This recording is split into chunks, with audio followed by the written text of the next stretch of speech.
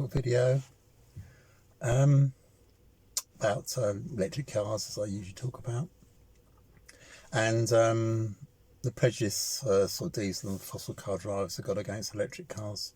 Some are quite virulent about it. It's as if they feel that electric cars would change their life to the worse, which is no. I mean, there's a couple of things which are perceived, and yeah, no, fair enough, is that range. Range is one thing which long-distance petrol and diesel car drivers are concerned about, and it is a concern. And perhaps when solid-state batteries come in, that concern would disappear, because once you get to 400 or 500 mile range, the range argument is gone, completely gone. But the other argument is the cost of electric vehicles, and they are expensive, perhaps too expensive. The batteries have come down in price since they were first introduced, 6 years ago, 8 years ago, I suppose.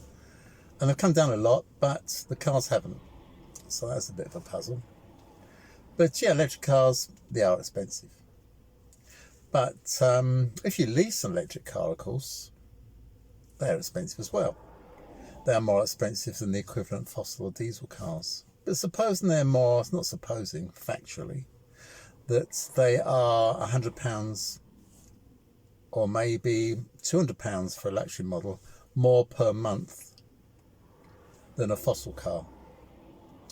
Well, you're going to save the £100 or £200 in the cost of fuel. So that argument, if you're going to lease a car, is that at least that argument's gone down the pan, because you save the money in fuel. So it won't cost you any more, and if you really appreciate, you should drive an electric car. They are so much smoother. They're so much quicker. And even if you drive an electric car, and like my Tesla does, well, 0 to 60, I don't know, 5.5 seconds. It's impressive, but somebody say, oh, I've got a top of the range Jaguar, or I've got a Porsche, oh, it's much quicker than that. Well, actually it's not, because the power in this car is always there. And as you drive around more and you're in the traffic, and you want to find a gap to pop into, or if you want to pull off the motorway and you want to find a gap on your inside lane to get across to pull off the motorway, it's instant. I have an old Porsche Boxster, and I own 2000. It's under covers now. It's sawn. This Tesla I'm sitting in now, even though the figures will say it's about the same, this Tesla is much quicker, much quicker, because whatever it's got is always there. It's hard to explain to someone who's never driven an electric car, to have a vehicle where the power is always there. In automatics, they've got to find a gear. You slam your foot down, it's going to find a gear first before it goes. This is just gone. This car is always gone before fossil cars have a chance to react, even. I mean, I'm not driving it like a lunatic. I'm just saying that it has got what you want. And if you wanted to do a little race off the traffic lights, this would always win.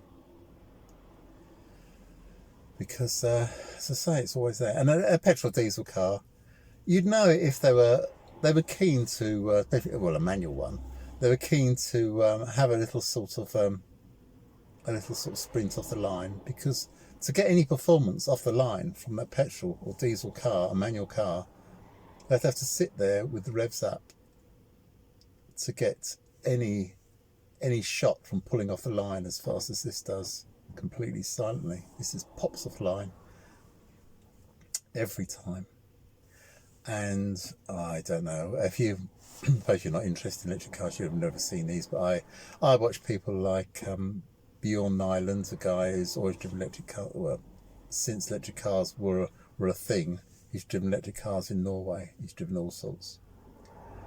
And they are pretty much unbeatable in well, I'd say in every way. And I understand the argument about range. And I always talk about range. You can't have enough. Range is everything. And it is a vital thing. It's more vital in this country than Norway. Norway have got infrastructure. Because Norway have got a different government. The government look after the people. Norway have lots of oil in their country. But they sell it. They don't pollute their own country. They, other Wally countries, like us, buy the oil to stink up their own country. Norway doesn't stink up their country. Huh. Yeah, it's a strange old thing. I'm just watching because someone up and downs, and I can see some golfers. And there's a guy there who's got an electric trolley. He's quite weird. I've actually never seen it before. It's on all its own electric trolley is dashing down quite a long distance from him. It's dashing down the grass all on its own. See, that's not polluting, is it? A little electric trolley. So I'm sitting in a big electric trolley, and it's clean, and you wouldn't have a petrol or diesel machine in your home, would you? Because it would kill you. And fossil cars are killing all of us. So we've got to go over to a better way. And this is a better way. It's a better way in every way. Yeah. What's going on in politics? I'm not going to talk about politics because it's messed up. It is just messed up. Since 2016, 2020, 2 messed up years. Is there only going to be a solution? Well, I can't see one. Okay, I'm going to talk about Brexit a bit. And will we get a deal? Won't we get a deal? Whatever we get, deal, no deal, whatever, Britain will be worse off. But Brexiters will be happy because the EU will be worse off. So how much joy they will get to see the EU being a little bit worse off, but that's okay, even though the UK will be a lot worse off. But that's all right. We got Brexit. We won. We got that big prize. What prize did we get? We got the prize of perhaps shortages.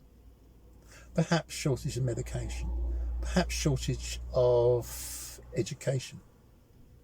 Perhaps shortage of culture, perhaps shortage of holidays, perhaps shortage of clean air, perhaps shortage of rules that tell us. I mean, one of the rules that the EU brought into the UK, and the UK at the time, was pouring raw sewage into the sea. And the EU says you shouldn't pour raw sewage into the sea. And Brexiters will say, how terrible, the EU telling us not to pour effluent into the sea. And that's what a Brexiter is. They see rules as all being bad. They can't see good rules. They can't see that things in their workplace are safer because of the EU. They can't see it. They're blind. They can't see it. They can't see the going across the border, going across abroad, frictionless, because they've forgotten how much hassle it used to be. Because now they're used to it being frictionless, and now they've voted for the friction. They've voted to make things difficult. They've voted to have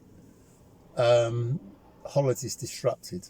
They've voted to have no free medication while you're abroad on holiday. That's what you voted for. You voted for expats from the UK to the EU. Voted for them to have a dodgy future. They may be chucked out. Why shouldn't they be chucked out? We talk about chucking out foreigners. Why shouldn't the EU chuck out the foreigners? Chuck out the UK foreigners. And what is so amazing, there's some expats in Spain, France. They voted for Brexit. I mean, how dim can you get? It's beyond belief. They voted against the country they're living in. You just can't work it out, can you? You just can't work it out. And now they're seeing that things will get bad for them. Those British immigrants in the EU. Now they see how things will be bad for them. They're annoyed about it, saying, "Bloody EU, bastards! Look what they're doing. You voted for it, you twat." So anyway, that's my moan for the day, and that's my moan for the weekend, because I don't do any at the weekends, and nobody watches my videos anyway, so whatever. Anyway, so that's it. I'll see you next week with another moan, and we'll see how it goes. It's nearly Christmas anyway, so Santa will be coming. If he can get through the border checks, if he can get through Dover, if he can get past the lorry parks, Santa will be here. If he doesn't get arrested for being an illegal immigrant. So I'll see you soon. Bye-bye.